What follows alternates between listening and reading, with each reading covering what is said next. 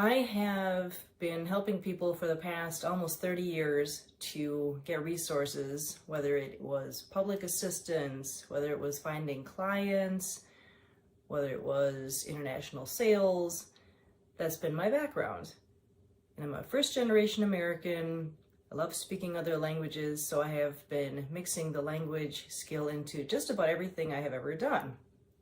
It's one of my passions. And my husband and I were able to leave our full-time jobs 2 years ago, right before COVID. No joke. And it was so liberating. We've been speaking to various groups since then about different topics ranging from consumer interest to debt reduction to personal finance, to just a little bit of everything.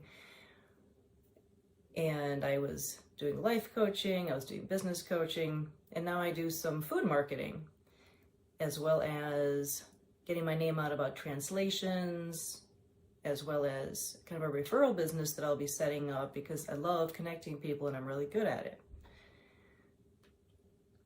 I also have ADHD, which has impacted a lot about what I do, makes life a lot more fun, and in some cases a lot more challenging.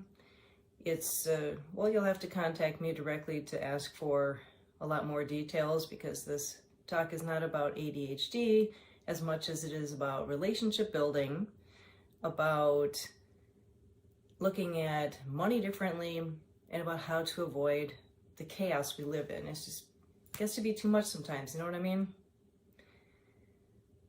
What I got this talk started with previously was mentioning that I spent 15 years in the public sector helping people to get benefits. I was really appreciative for the job because due to my ADHD, I had held down many jobs. I didn't know what my specialty was, I couldn't focus, I wasn't detail-oriented, yada yada. Well, I was really grateful for my bilingual customer service job and just wanted to be at peace at work. That was really great for a few years. I was just relieved to have a job. And then I started realizing I really can't help these people much. They don't want my help. They just want benefits for the most part. And life was seeming really chaotic. I was really glad I'd finally gotten married. And I turned 40 during the process. I'm now 50. And I started realizing I need to be able to do more than what I'm currently doing. It just wasn't gratifying enough. I didn't feel like my skills were being used enough. I had nice coworkers. I just didn't feel like I was in my element. So I ended up getting my life coaching certificate about, actually, oh my gosh, something like 10 years into the process of being in public service. And then I was learning more about personal development by doing the life coaching and realized I want to be better with people because somehow being around a bunch of grumpy people on the phone all day kind of rubs off on you. You start going, ugh. When all you're hearing all day is complaints, you start to get really nasty. It rubs off on you. That's part of what I'll be talking about. And I was trying to do my best, trying to be my nicest, but I started feeling like I was going from being a really nice person to a really, I wouldn't say nasty person, but it was challenging. Well, an amazing thing happened. It was a couple of years into the job. I had to have surgery for a herniated disc. And while it sounds awful, oh wow, the 6 weeks off that I had for medical leave was amazing, just amazing. It was the first time that I had really taken time away from some chaos and reassessed how I was doing things. And I thought, okay, now what? I'm doing coaching, I'm doing the public sector customer service, bilingual Spanish, 8 hours a day and coming home totally burnt out. And my husband and I were looking at different businesses to do. He's been in business before for himself. I had meddled in it, tried it, failed at it. Oh well, but I always wanted to be in business, just didn't know how or what. And then I ended up getting a call from a fellow Hungarian, and I don't know if I mentioned that I'm Hungarian American. Anyhow, I got a call to participate in a meeting with what turns out to be Now People's platform. The important thing was it was personal development, and we went to our first meeting, and what we noticed with Norm was people who were amazingly happy. Like, I hadn't been around people like that in ages, if ever. Well, maybe that's a stretch, but close. I was astounded. Now you might say, well, yeah, it's a seminar. People are always going to be happy. They want to sell you something. No, this was different. These people were genuinely happy, and they were excellent with people. I had always thought I was really good with people, and then, like I mentioned a few seconds ago, after being on the phone all day, you start to feel like you're not so great with people. I decided to take note on what they did, what their habits were. It was incredible. One of their habits was reading on a daily basis for personal enrichment. I didn't like to read much, but I would be willing to do that if that's what it took to be that happy, because I was getting really burnt out. It's hard to be really good as a life coach if you're burnt out. If you're a life coach watching this, you get it. They also abstained from social media. They were pioneers in doing that. A lot of people do that nowadays, and other than the posts that I've been doing for this 11 days of Wild and Crazy, I try to stay away from it. But back then, it was new to me. And so I thought, okay, gotta read and gotta abstain from social media. Well, I'll tell you my experiences with this reading and the abstaining from social media. What I learned from the reading was that was where a lot of these people's interpersonal skills came from, meaning learning about what people need. That might sound obvious, like, well, everyone just wants to be happy, don't they? I mean, just be nice to people. It's not that basic. If it were, I think life would be a lot easier. It's about people wanting to be made to feel important, to be approved of, accepted, appreciated. And it's amazing how hard it can be sometimes because we're all different. I mean, what does that even mean? It's really not just about being nice to everybody or treat them like, follow the golden rule. Because everyone wants something different. People communicate differently. Relationships can be a huge headache if you think about it. But if you spend a little time on it, I decided to spend a little time on it because I thought, if I really want to help people, I need to know how to relate to them better. And to like myself more in the process. I don't like it when I end up treating someone badly or just can't relate to them. It makes me just feel gross. I ended up reading 5 Love Languages, The 5 Love Languages by Gary Chapman, and Personality Plus by Florence Littauer. I learned how important it is to sort of meet the temperament or speed of a person in order to not overwhelm them. Like in the case of my stepson, it was amazing. He is nonverbal autistic. Now he's, 28? And I had most of the time when we hung out with him, he's in a group home for adults with autism, and most of the time that we hung out with him, I got the feeling that I totally overwhelmed him. He was chill out, he just was totally different from me. I am, according to the tests in Personality Plus, choleric sanguine, which means type A and woohoo, it's a party!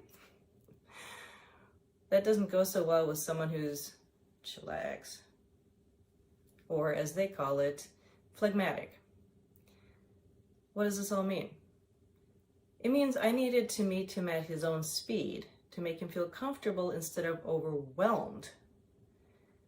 After reading this book, Personality Plus, which is all about temperaments, I hung out with Dustin and his dad, Norm, my husband, and started to notice a difference after just slowing my pace down around him.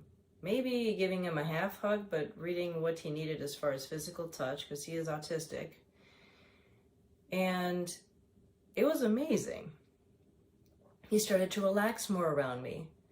I didn't talk as quickly around him. I didn't move as quickly around him. And I wasn't so demonstrative physically either. I was really honored and humbled by the fact that a couple of years after I did that, maybe a year after I started doing that, was the first Mother's Day when I actually got flowers from my stepson. I was just about crying. I'm going, wow, I'm a stepmother and I got flowers from my stepson. It was really, really cool. And so every time I look at this book, Personality Plus, it reminds me of how just a little bit of effort I put into being different around him. Or shall we say, since people hate to change, it's like change is a dirty word or something. I don't want to have to change. I focused on that part of my personality that's more relaxed. Because like this book is describing, everybody has certain parts of these temperaments in them. They just emerge less or more depending on the environment you're in. Everybody has the capacity to be phlegmatic or chilled out, very low key. You kind of have a mix of all these temperaments. It's not like you're only one. But certain people bring out a certain part of you, and maybe you didn't know that. I didn't know that. I didn't know it can be actually a vacation for a type A personality to be around someone who is more relaxed. You see it all the time, that a type A personality marries someone who's totally chilled out because it chills them out. And then it drives them nuts later because they have different ways of setting goals, and one is chop, chop, chop, and the other one's going, let's do it tomorrow. So just remember, with Personality Plus, there's the 4 temperaments. It's choleric, which is, let's get this done yesterday. Sanguines, which is, oh, let's go to the party, woohoo! Melancholy, which is very detail-oriented, kind of like, did you cross your T's and dot your I's? And what are they thinking about me? I don't know, what did he mean by when he said that? Just read the book, it's a much better description. And then also the phlegmatic, it's all good. Yeah, I guess I could take care of it tomorrow. Who knows? The other thing that I had learned was that people need to know that you're flawed. And what do you mean by that? What do I mean by that? People often feel judged by others. In fact, one of their major fears is, what are others thinking about them? If that was in the 1950s, that Magic of Thinking Big book was written by a psychiatrist, and in that time, about 75% of the people were worried about what others thought about them. Once again, I think it was Dr. Schwartz who wrote Magic of Thinking Big. The psychiatrist was pointing out in the 50s that the majority of the population had a social anxiety fear of what other people think of them. Imagine how bad it is now when constantly the opinions are being swapped on social media. Seems like everybody's expressing their opinions everywhere. We need reassurance. We're dying to be reassured that we are great as we are, that we're important, we're accepted, approved of, and appreciated. And one way to do that, I have learned, is to be really vulnerable. And what does that mean even? It means to admit that you've got flaws, to share aspects of yourself that show that you're not perfect. And we know we're all not perfect, but if you're going to a party, for example, people tend to dress their best or to put up their best face. If you go to a business networking meeting, most people aren't telling you that there's no work coming in or that they feel like failures, unless maybe their self-esteem is so low that that's how they present themselves. Or conversely, they make it sound like everything is just perfect because they don't want it to show how badly things are going. Who knows? Main point is, let the walls come down. Let other people be themselves by being yourself. When my husband Norm pointed out to me that we were talking about a friend of ours who felt sort of uncomfortable around me. Maybe because I was more formal, I don't know. And he said, be goofy around her. I was like, be goofy? What do you mean? He said, just do something silly around her. Show that you're playful. I could be playful. I've done improv acting. I love being playful. Bring it on. Well, we were going to a pool party. And I thought, oh, this could be fun. Pool equals water equals messy equals fun, right? Well, this gal was at the pool party. I was made up nicely. I decided, okay, put on my armor, so to speak. Have you ever heard of that? How women put on their armor or their war paint, their makeup? It's funny because whenever I put it on, usually people still can't see. Anyway, they can't see it, that I'm wearing it. Anyway, I was in the pool. I saw this gal, let's call her Janice. And I saw this plastic blow-up alligator, and I decided, yep, I gotta hop on that, knowing that I have really no sense of balance and what could probably happen. So I hopped on it, and she and I were just waving at each other, and it was just amazing because I started going like that and hopping on, and I thought, oh no, I'm gonna fall over. Whoosh! Water was all over the place. Well, yeah, it's a pool. But my hair was wet. It was drenched. I felt my makeup dripping out all over the place. So it was everywhere except for where it was supposed to be. And I saw Janice laughing like crazy, and I was laughing. It was like the ice had melted between us. It was awesome. And I looked at Norm in a distance because he had been following with his eyes. And I did this mental or eye movement versus equivalent of high five. Like, I did it. I was proud. It was so cool to melt the ice. And it was a huge lesson to me that I don't need to act so poised. I mean, I'm from an acting family. My grandma was an opera singer. My great uncle was an actor. I've been taught to be poised. There's poised, and then there's let's be relatable. The best way to be relatable is to share more of yourself, to show that you have flaws. I mean, I got plenty of them. We all have plenty of them. It's not like saying constantly complaining about what you're doing wrong or what you can't do, but just share of it. It's not about one-upmanship. And it makes such a huge difference. If someone's telling you, oh, my son flunked college, then you're not going to be singing about your son graduating from Harvard. You might say, yeah, my son had a hard time turning his homework in, or just relating in some way. You just kind of measure the situation and figure out what to divulge. But the main thing is just be yourself and realize it's so much more important. If you can make them feel good about themselves, you'll feel good about yourself. So forget your social anxiety this coming year. Seriously. Enjoy socializing more. Be yourself more.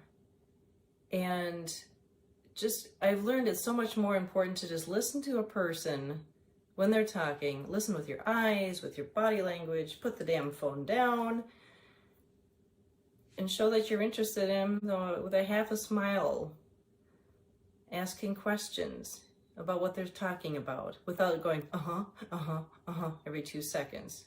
Because that sounds automated and shows you're not listening. But just, even when you're meeting somebody, the quickest way I have learned from reading all these books, to let a person know that you accept them, or at least want to accept them or approve of them, is to crack a smile. Even a small one. It doesn't have to be. But just something that says, I accept you. A genuine smile. And you think, okay, we're all wearing masks these days with COVID. Your eyes smile. I mean, look at the difference. So you can have a natural smile. You could tell I was smiling versus there's the grimace. Anyway, you get the idea. Make them feel important by paying attention to them. The other aspect of making people feel important is what I was talking about with 5 love languages, which I'll bring up in the money part of this talk. But it's 5 love languages talks about 5 ways that people like to feel appreciated. This holds true for whether it's family, friends, new people. They might not be familiar with the 5 love languages, and it's not love in the sense of, passion. It's more about appreciation. It's about physical touch, about words of affirmation, quality time, acts of service, and gifts. I think I've mentioned all of them. Main idea being, as much as it says treat people the way you want to be treated, treat them the way they want to be treated. Find out what's important to them.